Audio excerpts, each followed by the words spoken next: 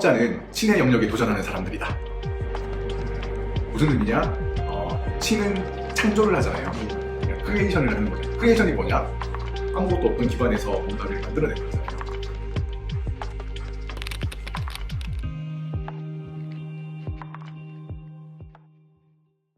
안녕하십니까. 오늘은 서울대학교 기술지주의 핵심 포트폴리오 기업 브리즘을 소개해드립니다.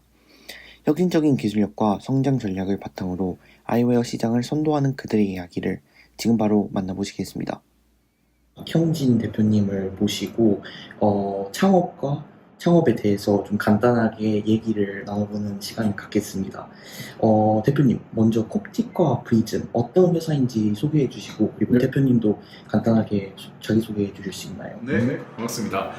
콥틱은 일단 저희 법인명이고요. 콥틱에서 운영하고 있는 서비스와 제품의 브랜드명이 브리즘이 되겠습니다. 브리즘은 일단 우리 사람의 얼굴은 다 제각각으로 다르게 생기고 형태도 다르고 사이즈도 다른데, 사실 안경은 하나의 사이즈로 만들어져서 유통이 되다 보니까 안경을 쓰시는 분들이 여러 가지 불편함을 많이 호소하고 계셨는데, 일단 그런 핏에 대한 문제를 해결해 보자. 그걸 위해서 3D 프린팅과 AI, 3D 스캐닝 이런 여러 가지 기술을 통해서 안경 산업 전반을 이렇게 혁신해 나가고 있는 그런 아이웨어 테크 스타트업의 브랜드라고 생각해 주시면 되겠고요. 그걸 위해서 2018년부터 지금 이제 주식회사 콥틱이 여러 가지 활동을 함께 하고 있고요. 저는 개인적으로는 학부에서 경영학과를 다녔고, P&G나 월트 디즈니 같은 곳에서 소비자의 마케팅을 하다가 우연한 계기에 이제 안경 산업으로 들어와서 창업을 하게 됐고, 2006년도에 알로라고 하는 이제 패션 아이웨어 브랜드를 창업을 해서 8년간 제가 경영을 했었고요. 그 뒤로 이제 안경업계를 잠시 떠났다가 2016년도에 지금의 공동대표님인 저희 성우석 공동대표님을 만나게 돼서 다시 브리즘을 창업을 하게 됐습니다. 를 하셨다고 말씀해 주셨는데, 브리즘을 창업하기까지 대표님의 여정을 조금만 더 구체적으로 소개해 주시고, 네. 그리고 이전에 창업한 경험들이 어떻게 지금의 사업에 영향을 미쳤는지 네. 소개해 주실 수 있을까요? 네. 방금 간단하게 말씀드렸다시피 저는 이제 마케팅 쪽으로 이제 글로벌 기업에서 경험을 했었고요. 그렇게 직장생활 한 5년 정도 하고 나서 창업을 했습니다. 지금 창업 이후에 생각을 해보면 사실 회사라는 곳에서 돌아가는 모든 일에 대해서 창업자는 이제 이해를 하고 결정을 내려야 되는 그런 자리에 있는 사람이잖아요. 저 부분은 내가 잘 모르니까 그냥 알아서 하겠지 이러는 순간 꼭 그런 분야에서 빵꾸가 나거든요. 그래서 저 개인적으로는 창업 전에 어떤 조직에서건 그게 마케팅이 될 수도 있고 파이낸스가 될 수도 있겠고 여러 가지 어떤 펑션에서건 조직에서 한번 경험을 하고 나서 창업을 하는 것은 되게 좋은 일이라고 생각하고, 또 그런 의미에서 창업 전에 조직 생활을 하는 것은 저는 사실 돈 받으면서 공부하는 기회라고 생각을 했거든요. 그래서 실제로 마케터로서 일을 하면서 그때 배웠던 시장을 이해하고 고객을 이해하고 그리고 고객의 니즈를 맞추기 위해서 이렇게 브랜드를 만들고 하는 것들이 사실 제가 지금 창업을 한 이후에도 계속 하고 있는 일이고요. 그래서 어떤 경험이라도 창업 전에 했던 경험은 다 창업 이후에 쓸 수밖에 없다. 하다못해 복사지 갈아 넣는 것부터 시작해서 회사에서 돌아가는 모든 일이 창업자가 이해해야 되는 일이기 때문에 어떤 일이건 다 도움이 된다. 동아리 했던 경험부터 시작해서 회사 생활했던 게 다 도움이 된다라고 생각을 합니다. 그러면은 지금 인데까지 창업을 하신 아이템이 다 안경과 관련돼 있는 것 같은데, 그런 특별한 이유가 있을까요? 사실 안경 쪽으로 창업을 2번 했고, 네. 중간에 F&B 쪽으로도 잠시 창업을 했던 적이 있고요. 그래서 F&B면은 호텔에 있는 바들을 운영하는 사업을 잠시 했었는데, 네. 그것까지 이야기를 하려면 오늘 이제 이야기가 네. 너무 길어지니까, 네. 2006년도에 제가 알로라는 브랜드를 통해서 안경 쪽으로 창업을 처음으로 했었고요. 하다 보니까 지금 브리즘도 이제 안경 쪽으로 계속 하고 있는데, 가장 큰 계기라면 제가 어릴 때부터 안경을 썼었거든요.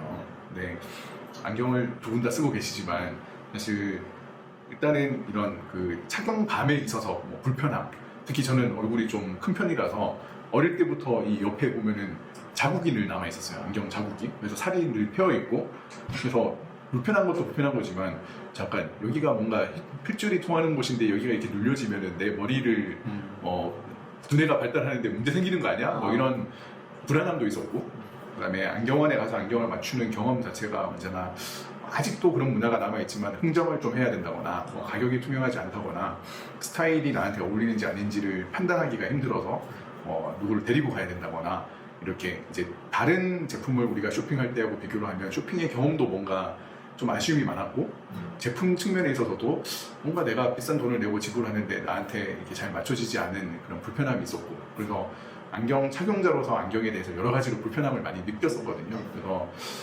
그런 부분을 좀 개선을 한다면 그래서 내가 좋아할 수 있는 브랜드를 내가 만들면 시장이 그걸 좋아해 주지 않을까 라고 생각했던 게 사실 안경 산업에 처음 관심을 가지게 됐던 계기고 좀 더 직접적으로는 제가 일본에 배낭여행을 갔다가 아주 옛날에 거기서 너무 잘하고 있는 안경 브랜드들을 보고서 오 안경도 이렇게 소비자 친화적으로 할 수 있는 거였구나 그걸 우리는 생각을 왜 못했지? 그런 생각을 하다 보니까 안경에 관심을 가지게 됐고 그렇게 해서 사업을 시작하게 된 게 배운 게 도둑질이라 19년째 이걸 하게 되었습니다. 네.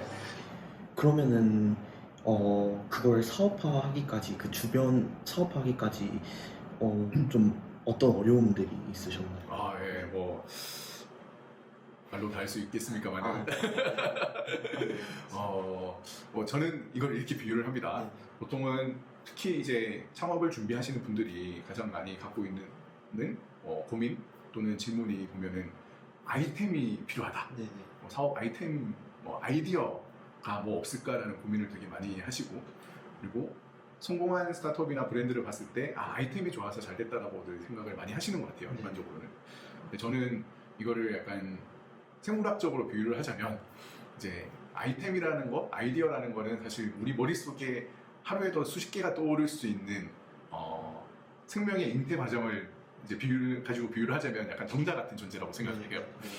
정자는 너무 많이 있는데 사업의 진정한 기회라는 그러니까 뭐 자금도 있어야 되고 그의 뜻에 동의해주는 사람들도 있어야 되고 또 무엇보다도 시기가 또 맞아야 되고 이런 여러 가지 상황들을 갖고 있는 거는 저는 난자라고 생각하는데 이 수많은 정자가 뭔가 이 난자를 하나를 만나러 가는 그 여정이 대부분 아이디어 단계에서 다들 사라지기 마련이고 그 중에서 어떻게 하나가 만나서 난자랑 이제 합체가 된다 하더라도 사실 이 자궁에 또 이게 안착을 하게 되고 거기서 또 10개월 가까이 아기가 생겨나고 그 아기가 태어나서 또 성장기를 거치고 어른이 되는 이 과정이 사실 중간중간에 너무 많은 위기들과 어려움들이 있잖아요. 그러니까 저는 사업도 똑같다고 생각을 해요. 그래서 좋은 아이디어를 갖는 거는 그냥 수많은 정자 중에 한 마리가 있는 거고 그게 하나의 생명으로 잉태되기 위해서는 환경도 받쳐줘야 되고 자금도 받쳐줘야 되고 사람도 받쳐줘야 되고 무엇보다도 시장과 시기가 그걸 또 받쳐줄 수 있어야 되고 세상에 아무리 좋은 아이디어를 하더라도 지금의 기술적인 수준과 소비자의 니즈나 원칙값을 받쳐주지 않으면 사실 쓸모없는 아이템이 되는 거잖아요. 그래서 그런 되게 길고도 순간순간 위험이 많은 그런 과정을 계속 거쳐가는 게 사업이라고 생각을 하고 그래서 작으면 작은 대로 크면 큰 대로 사업이 안 되면 안 되는 대로 잘 되면 잘 되는 대로 끊임없이 위기의 순간이 있고 챌린지가 있는 것이 사업의 과정이라고 생각을 합니다. 저는 그 프리즘의 안경 제작 과정에서 AI부터 3D 프린팅까지 혁신 기술이 굉장히 많이 활용된다고 들었는데 이 주요 기술들을 간단하게 좀 소개해 주실 수 있을까요? 네. 그래서 보시면은 맨 처음에 일단 저희는 안경업계에서는 거의 뭐 세계 최초로 모든 고객이 예약을 하고 오시게끔 사실 보통 두 분도 안경 쓰고 계시지만 안경 맞추러 갈 때 예약하고 안 가잖아요. 그냥 편한 시간에 주말에 오후에 이렇게 가시는데 저희는 일단 그런 곳에서부터 되게 많은 문제점이 생긴다고 생각을 해요. 왜냐면 안경은 즉 뭐 패션도 중요하지만 시력 검사도 해야 되고 그분의 라이프스타일도 얘기를 해야 되고 그래서 그런 식으로 이제 예약제부터 시작해서 저희는 안경을 구매하는 과정을 다 재해석을 했고요. 그 다음으로 보시면은 안경을 구매할 때 늘 되게 어려운 부분이 이게 정말 나한테 어울리는 걸까? 이거 구매 한번 하면은 최소 뭐 1, 2년 내가 써야 되는데 내 얼굴의 일부가 되는 건데 이게 정말 좋은 초이스인가에 대한 판단이 너무 힘들어서 그래서 뭐 친구나 가족을 데리고 가는 경우가 되게 많은데 그런 부분을 우리는 이제 데이터 분석과 AI, 3D 스캔으로 해결할 수 있겠다라고 생각을 해서 얼굴을 이제 스캔을 해서 데이터로 분석을 해서 추천해드리는 과정. 그 다음에 뭐 모두가 다른 얼굴을 가지고 있고 거기에 맞춰서 제품을 생산을 하려면 결국에는 얼굴을 스캔을 해서 이제 측정을 하는 과정이 필요해서 이제 3D 스캔을 하고 그 데이터를 바탕으로 해서 고객 얼굴에 맞춰서 다시 한번 안경을 설계하는 과정이 또 들어가고 그렇게 해서 안경이 제 디자인이 끝나고 나면 이제 3D 프린팅과 레이저 커팅 공장으로 보내서 이제 제품화가 되는 과정. 이게 사실 저희가 다 저희 회사 안에서 하고 있는 일이거든요.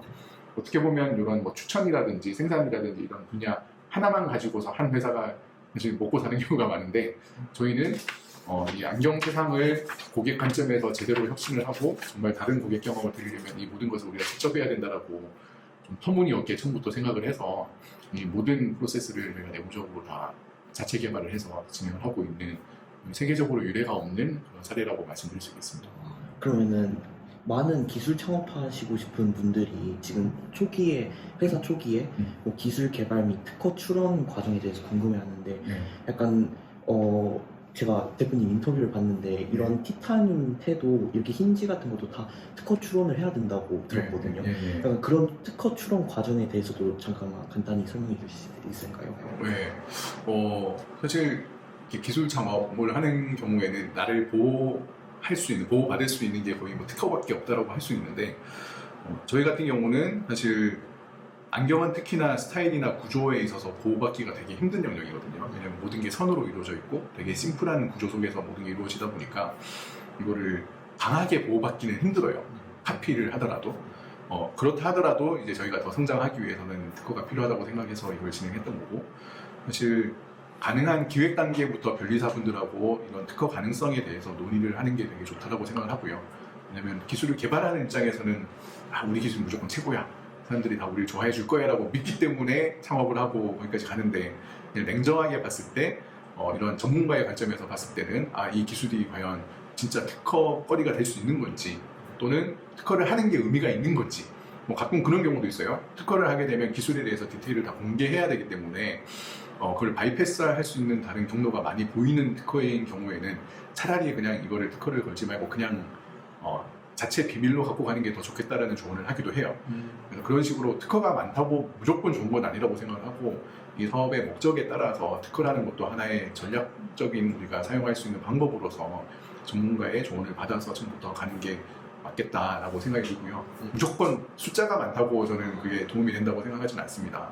그리고 브리즘의 제품의 또 다른 특징이라고 하면 친환경적이잖아요. 악성 재고가 없어서 이게 어떻게 가능한지 조금 더 자세히 설명해 주실 수 있을까요? 저희가 하다 보니까 그렇게 됐어요. 다행스럽게도. 근데 냉정하게 말했을 때 우리는 생존이 목표인 거지 친환경이 목표인 회사는 아닌 것 같아요.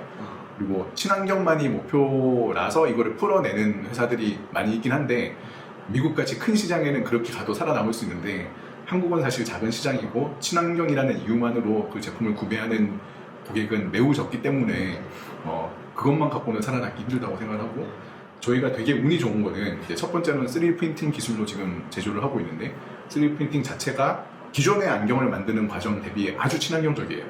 두 번째로는 기존 안경의 유통 체계를 생각을 하면 이제 공장에서 대량 생산된 안경이 유통상을 거쳐서 안경원으로 공급이 되고, 그게 디스플레이 되어 있는 안경 중에서 고객이 고르는 거잖아요. 그럼 우리가 보통 안경원에 아무리 적어도 2-3천 장의 안경이 있어요. 대형 매장에 가면 진짜 10,000장, 20,000장이 있어요. 거기서 고객들이 제가 예전에 안경 사업을 할 때 느꼈던 게, 얼핏 보면은 2년 지난 제품과 신상이 크게 차이가 안 나 보이는데도 고객들은 귀신같이 그거를 느껴요. 그래서 2년 지난 재고는 진짜 안 팔려요. 근데 2만 장을 갖고 가면 거기서 2년 지난 제품이 몇천 개씩 쏟아지는 거예요. 그래서 사실 기존의 대량 생산 후 유통을 하는 안경의 이런 유통 채널 자체가 사실은 버려지는 안경이 되게 많을 수밖에 없는 시스템이고, 저희는 사실 맞춤을 하려고 하다 보니까 선주문 후생산을 하게 된 거고, 그러다 보니까 악성 재고가 없는 거죠. 근데 왜 샵인샵 대신에 약간 특화된 안경을 직접 차리시기로 했는지 그게 좀 궁금해요. 사실 스타트업 관점에서는 정말 해서는 안 되는 일을 저희가 다 했다라고 생각하고, 실제로 초기 뭐 투자 단계에서나 고객들한테 끊임없이 들었던 얘기가 그거예요. 왜 분야를 좁혀서 집중하고 유통은 기존 채널을 활용한다든지 이런 식으로 가지 않느냐, 스타트업이 어떻게 이걸 다 하려고 하느냐였는데, 저희도 그 고민을 무지 많이 했겠죠, 사실. 처음에는 기존 안경원에 납품하는 거를 저희도 염두에 뒀었는데, 결국에는 저희 제품과 서비스가 기존 안경의 일부가 돼서는 이 고객의 경험을 획기적으로 개선할 수가 없다라는 결론을 내게 됐어요. 왜냐면 일단 예약제가 안 되면, 저희는 지금도 고객 한 분이 오시면 1시간 동안 상담을 해요. 프레임 선택에 30분, 시력 검사에 30분. 그래서 고객들한테 저희가 제공할 수 있는 가치가 맞춤 안경도 있지만 그런 차별화된 고객 경험도 되게 있다고 생각을 하는데, 기존 안경원의 한 코너에 우리가 들어가게 되면 일단 그런 차별화된 경험을 드릴 수도 없을 뿐더러 예약을 하지 않고 오신 분들한테 잠깐 여기에 또 이런 좋은 솔루션이 있으니까 한번 체험해 보시겠어요? 근데 나는 준비가 안 돼 있는 거죠. 뭐 그럴 수도 있는 거고, 무엇보다도 이제 기존 안경원 속에 우리가 들어간다면 그 B2B 관점에서 결국에는 B2B 채널을 우리가 뚫으려면 우리의 커스터머들이 돈을 벌 수 있는 구조가 돼야 되잖아요. 근데 냉정하게 놓고 보면 안경원 사장님들은 본인들의 제품에 이미 큰 돈을 투자를 해놓은 분들이고 자기의 재고를 가지고 있는 거고, 저희 제품을 판매했을 때는 재고가 없다라는 장점은 있지만 이제 똑같은 마진이 남는다고 했을 때 본인이 투자한 재고를 팔아버리는 것 대비 새로운 제품을 판매해서 마진을 얻는 게 사장님 입장에서는 재고를 없애는 게 더 관심이 간다는 거죠. 그렇다고 우리가 더 많은 마진을 드리려면 가격이 더 올라가야 되는데, 한국은 가격 저항이 되게 심한, 안경 가격이 전 세계에서 가장 싼 나라 중에 하나라서 올리는 것도 여의치가 않은 거예요. 그래서 우리가 B2B로 봤을 때 이 커스터머들이 밸류를 느낄 만한 구조가 안 나온다, 가격 측면에서. 그 다음에 운영 측면에 있어서도 재고가 이만큼 있고 우리께 들어와가지고, 사실 우리 제품을 판매하는 거는 일반 안경을 판매하는 것보다 3배 이상 노력이 많이 들어가거든요. 스캔도 해야죠, 성능도 해야죠, 뭐 여러 가지 많은 말씀을 드려야 된단 말이에요. 그래서 종합적으로 봤을 때 이런 채널에 들어가는 것은 우리랑 맞지 않는다, 우리의 사업 목표와도 맞지 않는다, 그리고 무엇보다도 우리가 생각하는 정말 고객이 완전 다른 경험을 했다라는 총 경험적인 측면에서 완전히 새로운 경험을 드리고 싶은데 그걸 할 수 없다. 그렇기 때문에 우리 전문 매장으로 가야 된다고 생각을 해서 결국에는 저희 제품만 취급하는 전문 매장으로 가게 된 거죠. 그러면은 그거 외에도 약간 처음 제품을 선보일 때 사용하셨던 마케팅 전략이 있을까요? 이게 진짜 저도 사실은 마케터로서 직장 생활을 했지만 마케팅은 정말 어려운 주제인 것 같고요. 네. 어떻게 보면은 기술과 제품력보다 요즘은 더 중요한 게 마케팅이라고 하잖아요. 네, 물론 근본이 없는데 마케팅만 잘해서 확 뜬 브랜드가 오래 못 가기 때문에 두 가지가 다 같이 가야 된다는 의미이긴 하지만, 특히 이제 저희가 창업을 했을 때처럼 뭔가 리소스도 없고 제대로 된 매장도 없고, 그럼 결국에는 의존할 수 있는 거는 이 공동 창업자들의 그냥 SNS였던 것 같아요. 그냥 우리가 미디어가 될 수밖에 없고, 그래서 우리가 생각하는 이 사업에 대한 내용을 잘 정리를 해서 계속 알리다 보면 거기에 공감해주는 몇몇이 나타나게 되는 거고, 예를 들면 저희가 1년 반 정도 준비를 해서 그 첫 번째 팝업을 위워크 을지로점에서 2018년 1월에 했었거든요. 우리가 생각하기에는 이 아이템이 너무 좋은 아이템인 것 같은데 진짜 시장에서 이걸 반응해 줄까? 왜냐면 돈을 받고 판매하지 않는 상황에서 제품을 보여주거나 컨셉을 설명하면 소비자를 다 좋다고 해요. 누가 그 창업자한테 이런 바보 같은 생각 집어치우라고 이야기하는 사람 없잖아요. 다 너무 좋은 생각이다라고 이야기해줘요.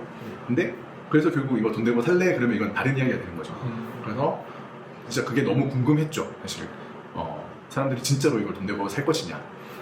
또 한 가지는 그걸 하기 위해서는 사실 매장이 필요한데, 매장을 낸다는 거는 엄청난 투자도 들어가야 되고 많은 부분에 있어서 우리가 리스크를 져야 되는데, 그 과정에 우리가 아직은 시장을 제대로 모르는 부분을 어떻게 커버할 거냐, 그런 여러 가지 목적으로 그 팝업을 하게 됐고, 그때 의지할 수 있는 거는 저희들의 개인적인 페이스북밖에 없었어요, 사실상. 근데 다행스러운 거는 저희가 이러한 과정을 거쳐서 이런 팝업을 한다라고 했을 때 첫날 한 20분이 예약을 하고 찾아주셨어요. 그래서 오신 분들은 다 구매를 해주셨고, 그래서 20명이 되게 적은 숫자라고 이야기할 수도 있지만 저희는 진짜 한 명이라도 올까? 이 돈 내고 살까? 그랬는데 너무 많은 분들이 내가 정말 안경에 대해서 불편해하고 있던 것들을 니네가 잘 캐치를 해줬고 그거를 사업화를 한다는 걸 듣고서 너무 반가운 마음에, 또는 응원차 왔다. 그래서 시장에는 언제나 이런 이노베이터들이 있고 그 다음에 얼리 어댑터가 있고 얼리 모듈러티가 있잖아요. 결국 모두를 타겟으로 할 수 없고 우리가 리소스가 없기 때문에 집중해야 되는 건 우리 주변에 있는 이노베이터들, 특히 창업자들은 주변에 이노베이터가 많이 있잖아요. 그들을 통해서 우리의 메시지를 이렇게 전달하는 거 밖에 사실은 방법이 없다라고 생각을 해요. 그걸 통해서 프로덕트 검증을 받고 시장성 검증을 받으면서 단계별로 넘어가고, 그러면서 어느 시점이 되면 이제 펀딩도 받고 버짓이 생기면 그때부터 메타 광고를 한다거나 PR을 한다거나 이런 것들을 할 수 있겠죠. 시작할 때는 누구든 어쩔 수 없다고 생각합니다.